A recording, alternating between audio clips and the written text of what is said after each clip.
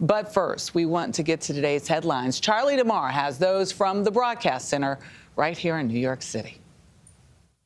Good morning. We begin with breaking news from the Vatican, which announced that Pope Emeritus Benedict XVI has died. He was 95 years old.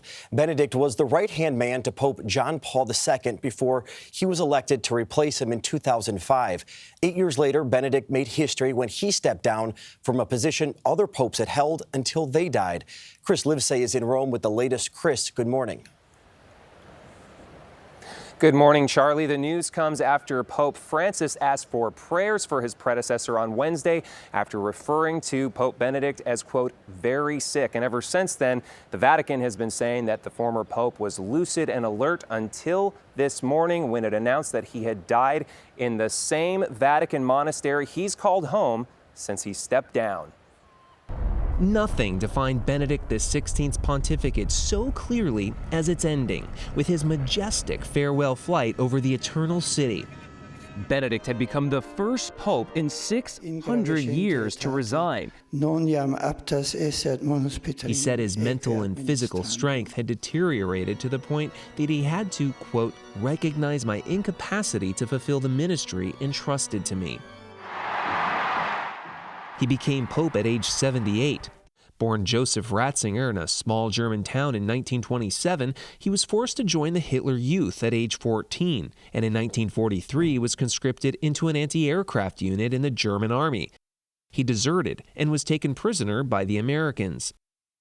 He entered the priesthood after the war, rose to become a cardinal, and earned the nickname God's Rottweiler as a rigid enforcer of church policy. Critics hit out at his slow response to the decades of cover-up of the scandal of sexual abuse by priests. And then came the scandal of leaked documents that disclosed corruption and mismanagement in the Vatican. Still, he initiated some of the changes the next pope, Francis, would later get credit for. He began the reform of Vatican finances and was the first pope to meet with victims of sex abuse and to publicly apologize, condemning what he called filth in the church.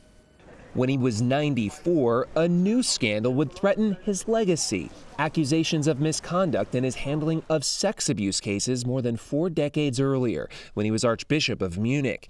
Benedict's lawyers denied any cover-up, and Benedict asked for forgiveness.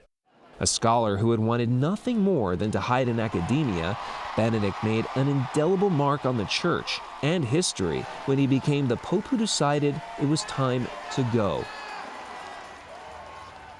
Now, because Benedict was not a sitting pope, what happens next is unprecedented in modern times. However, we do know that his body will lie in state here in St. Peter's Basilica starting on Monday, and on Thursday, his funeral will be presided over by Pope Francis. Charlie? Chris, thank you.